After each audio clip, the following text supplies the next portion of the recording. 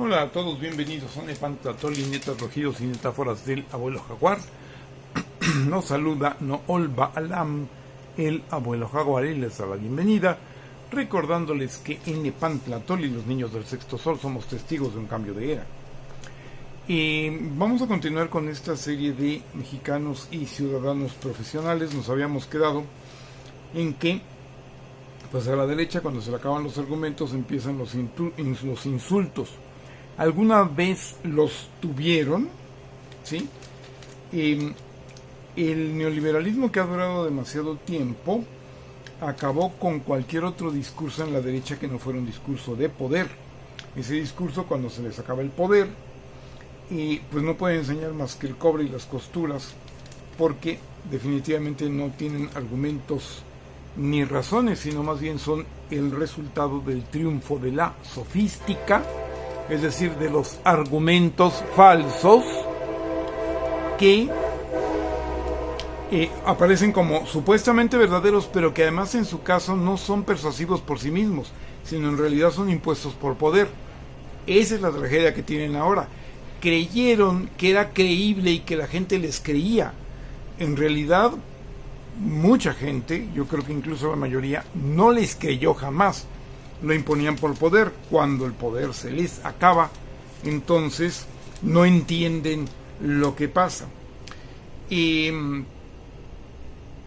Porque además hay un planteamiento muy importante. Todo lo que es considerado a la gente, los derechos humanos, el respeto a la democracia popular y a la justicia social, como que hay diferentes grupos entre la derecha. Para unos son mariconerías, para otros la derechita cobarde, ¿no?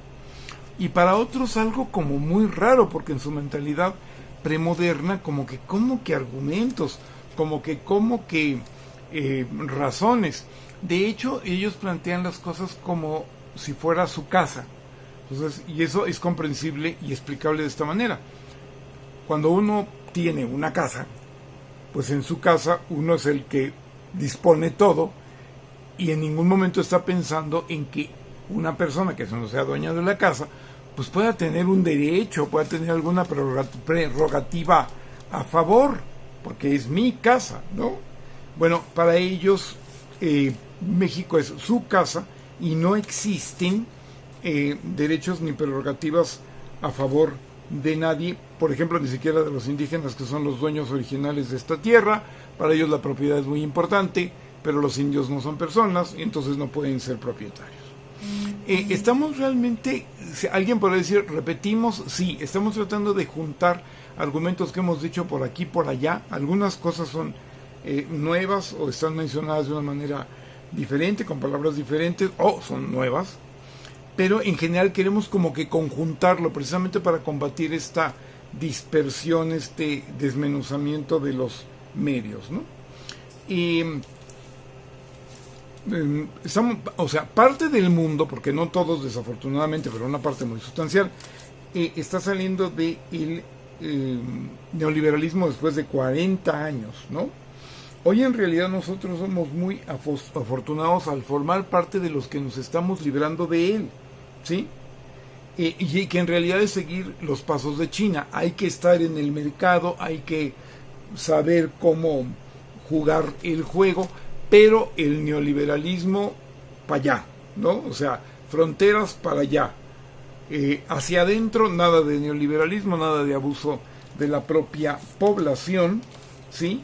Y es que forma parte como los desechos químicos que tiraban, creo que del estado de Colorado al Golfo de California, como el maíz transgénico para la Unión Europea, que no sé ahora, pero en otros tiempos dijo, sí, semillas transgénicas afuera de Europa. Todo lo que quieran son todo lo que ustedes digan, pero afuera de Europa, ¿no? Así como México rechazó los préstamos de la pandemia, ¿sí? El neoliberalismo es otra cosa que se tiene que rechazar. No ha desaparecido de todo el mundo, y desafortunadamente mi previsión es que no del todo el mundo desaparecerá. Se va a quedar en las colonias de los países que pasan a ser potencias de segundo orden. Prácticamente sería Estados Unidos y la Unión Europea, UE, ¿sí? Ahora bien, el planteamiento es que hay esta cuestión de la expectativa catastrófica, que es esperar lo peor, ¿no? Realmente lo que nosotros no esperamos, sino resultó lo peor, fue el neoliberalismo, y nos estamos librando de él. Curiosamente, los que persisten en la mentalidad neoliberal, los que lamentan el resultado de las elecciones de este 2024 en México, ven como una expectativa catastrófica que llegue un capitalismo con rostro humano y que respete los derechos humanos a través de un control del gobierno. Realmente es el asunto de aquello por lo cual yo estoy llamando con la palabra latina a la derecha perversitas, como su lema, ¿no? Porque la perversión en sí lo que quiere decir es hacer o entender las cosas al revés, y ahí hay un ejemplo muy claro, ¿no? Ellos están queriendo ver como la perdición de México, lo que es la salvación de México, y al revés, y es imperdonable mucho también, por ejemplo, a nivel de las clases medias, que pase lo que pase van a quedar igual. No deberían ser tan mezquinas de evitar que a los que no son clase media les pueda ir mejor, ¿sí? Entonces es que son verdadera y definitivamente enajenados, ¿no? Porque no es algo propio, ¿no? O sea, lo que el neoliberalismo ha planteado es una mentira ajena y contraria, y de clase media para abajo es totalmente contraria a la gente, aunque en la clase media encuentren su apoyo la burguesía que quiere seguir con el neoliberalismo. Pero realmente para la misma clase media es nociva, y si acaso por el contubernio que tienen con sus patrones pudieran no salir tan mal librados, y yo creo que incluso hasta la clase media alta ha salido mal librada de él. No creo, considero y tengo bases para decir que hasta la clase media alta ha salido mal librada del neoliberalismo. Si ellos creyeran o consideraran salir bien librados del neoliberalismo, pues no tendrían por qué desearle el mal a los demás, porque básicamente la clase media puede quedar igual en una transformación de la economía, si no es que queda totalmente mal, ¿no? Ahora, hay un capítulo grande que tienen, que es esta religiosidad que en realidad es medieval y abíblica. La Iglesia pretendió transformarse, y seguimos en eso con el Concilio Vaticano II, pero ellos son totalmente preconciliares. Se genera un fenómeno muy interesante que alguien mencionó por ahí, que decía que creen, ¿no? O como decimos, creen en Dios pero no le creen a Dios. Son totalmente abíblicos. Al mismo tiempo que son manipulados por una cierta religión, ¿sí?, que no tiene espiritualidad. Son manipulados por aquellos que han lamentado, y lo han dicho claramente, que no les preocupa que el mundo haya dejado de creer en Dios, sino que haya dejado de creer en el diablo. Pero no porque sean satánicos, al menos no abiertamente, y no todos ellos, ¿no?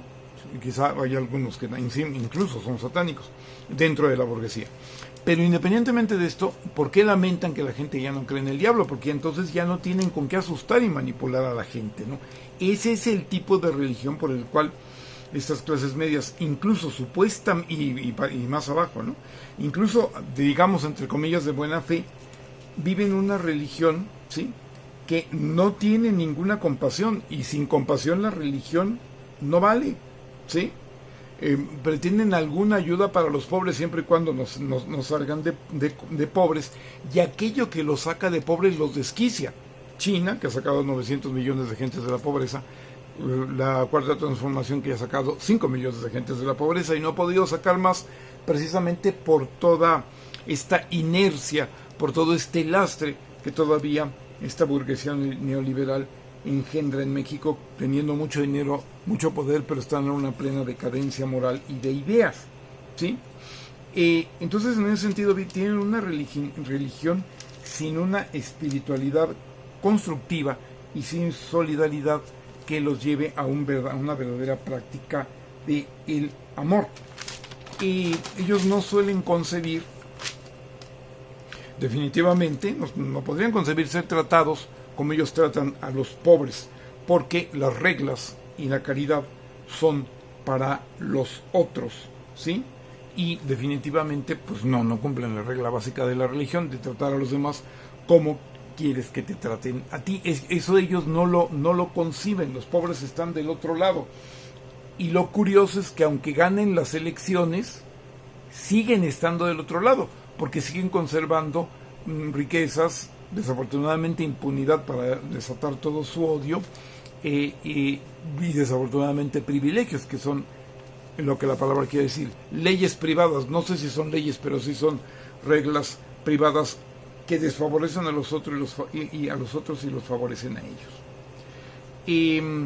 Aquí hay una cosa muy importante de su cinismo religioso, ¿no? Toda esta situación de con mis niños no te metas y los vas a educar de acuerdo a la actualidad y el siglo XXI, pero realmente es importante y debería ser un objeto de un estudio serio, que cuando los hijos de la burguesía fueron en tantos casos abusados por religiosos, no hubo una respuesta de clase que verdaderamente dijera con mis hijos no te metas. Los pobres abusados tuvieron que pasar todo un calvario y están muchos de ellos sin una recuperación, todavía están muy afectados, en general la gente de eso no se cura, y tuvieron que pasar por todo un calvario para poderse defender. Su misma clase privilegiada no los defendió, cuando lo concebible sería decir, momento, señores curas pederastas, que son totalmente un antitestimonio y son totalmente enemigos del Cristo que dicen defender, con mis hijos no te metas. Allí no ha habido eso, y eso es un caso psicológico social que verdaderamente ese punto debería ser estudiado, ¿no? Recuerdo la novela de La fiesta del chivo, en donde el dictador, por abusar de una persona, que un caso es muy grave, ya empieza a ser muy grave, ¿no? Pues se genera todo este asunto, ¿no? De qué escándalo implica que el dictador abusara de la hija de uno de sus ministros, y está muy mal, ¿no? Pero aquí abusaron de una barbaridad de gente y nadie dijo nada, fue la fiesta del chivo en pleno, y no sabemos, o sea, sabemos lo que pasó, pero no sabemos qué fue lo que pasó, aunque evidentemente no puede estar siendo justificado, ¿sí? Y ahora que la iglesia se está organizando para prevenir el abuso, y lo primero que dice que es que hay que colaborar con las autoridades para que sea encontrado, juzgado y castigado el delito, pues evidentemente ellos, en su estilo de guardar las cosas en secreto, controlar, negar, tener ese silencio cómplice y terrible, pues evidentemente están totalmente fuera de la jugada, ¿no? Esa es una clase social que religiosamente, aunque hay una religión que se puede salvar, pues esta religión que no se salva y que es totalmente contraria al Evangelio, pues les ha lavado el cerebro, pero les ha ensuciado el corazón. Les ha lavado el cerebro y les ha ensuciado el corazón, y bueno, así los estamos padeciendo, ¿sí? No son pobres de espíritu, son ricos de espíritu. Incluso los clasemedieros y pobres que los apoyan son todo lo contrario de lo que dice el Evangelio. Como pobres de espíritu, son ricos de espíritu. Esto me recuerda un cuento, un chiste, que decía que había una niña rica que escribió un cuento donde todos eran pobres, ¿no? El chofer era pobre, la recamarera era pobre, la cocinera era pobre, ¿no? Y todos eran pobres y vivían hacinados en un jardín de 1000 metros y en una casa de 2000, ¿no? Y pues es que ellos no logran salir de sus privilegios, de su mentalidad y de sus comodidades, y así es como pretenden emprender incluso a un autoexilio dorado, porque México se va a convertir en Venezuela. No se convirtió en 6 años, pero bueno, ellos no pierden la esperanza y tienen este pseudo argumento de no ha pasado, pero eso no quiere decir que no pueda pasar, ¿no? Una expectativa catastrófica